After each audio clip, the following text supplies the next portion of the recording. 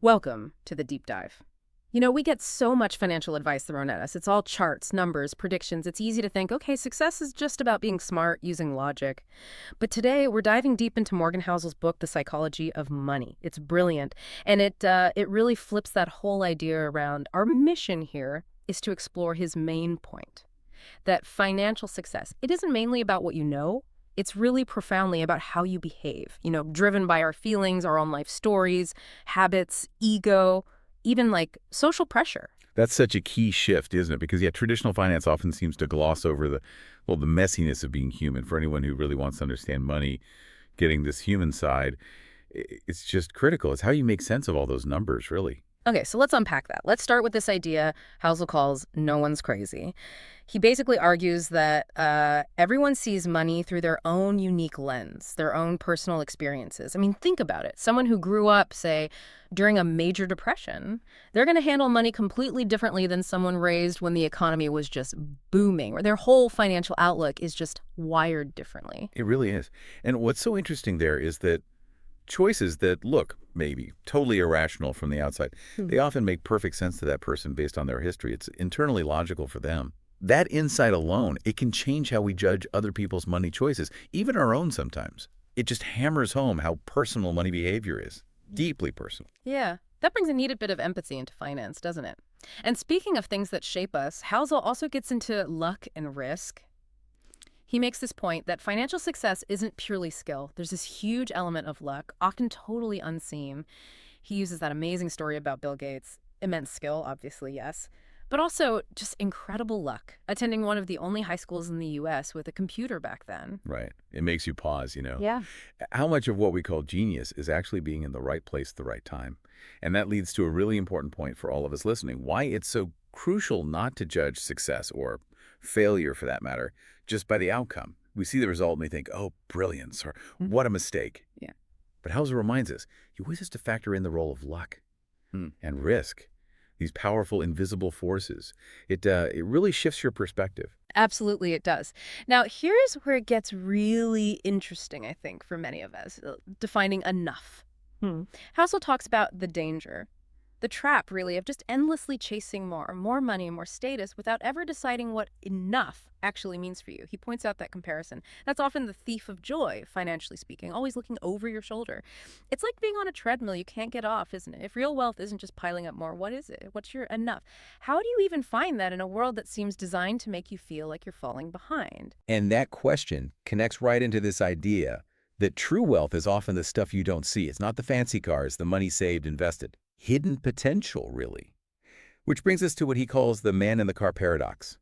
The idea that people buy expensive things, like a luxury car, maybe hoping to signal, hey, I'm successful, I'm wealthy, to impress people. But the paradox is, other people, they mostly just admire the car, the object. They don't really think much about the person driving it. So the whole attempt to impress kind of falls flat. And if you connect that dot, Housel's point is stark. The real ultimate luxury money buys isn't stuff. It's control over your time. Control over your time. Yeah, that feels like the ultimate freedom. And the amazing thing Housel shows is that getting that freedom often comes down to something pretty simple, maybe deceptively simple. He calls it confounding, compounding. It's like this underestimated magic in finance. You know the snowball analogy. Rolling downhill, getting bigger and bigger, faster and faster. Compounding is like that for your money. Your returns start making their own returns. It grows exponentially. Yeah. He uses Warren Buffett as this incredible example. Most of his massive wealth earned after his 60s. Why? Because he started early and just stayed invested for a very, very long time. It shows time is often more powerful than hitting home run returns. Exactly. And that also helps us see the difference between the skills for getting rich versus staying rich. Getting rich might involve more risk, optimism, being bold. But staying rich, that takes a different set of muscles. Humility, maybe even a bit of fear, and definitely frugality. Survival, Housel really stresses this. Survival in the financial game matters more than just flashy wins, which leads to this idea of being reasonable, rational. Like in money, trying to be perfectly rational all the time, it's probably impossible.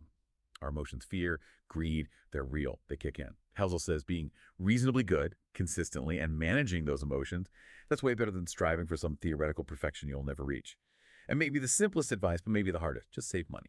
It sounds almost too basic, right? But his point is you don't always need a super specific reason why you're saving. Saving itself creates options. It builds freedom. It gives you that peace of mind when life inevitably throws you a curveball.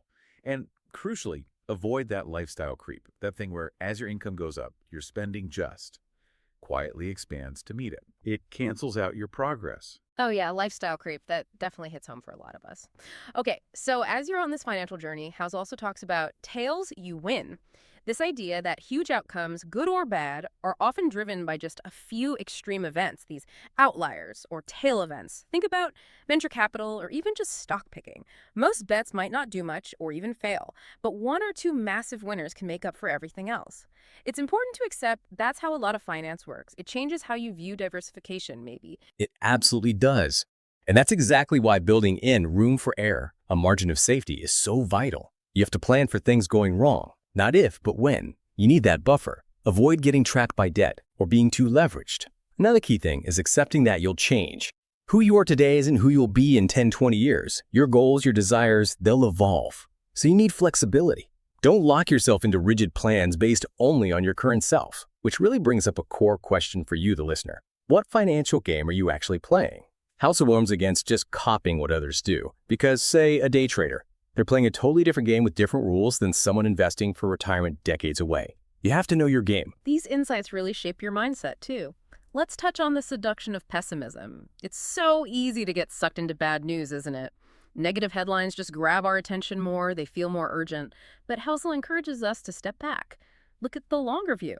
Despite all the very real setbacks, the overall trend globally, historically, tends to be upward. It's not about ignoring problems, but maintaining a kind of grounded, long-term optimism. And right alongside that is the idea of when you'll believe anything. Stories are powerful. We use them to make sense of the world, including finance. We're wired for narrative.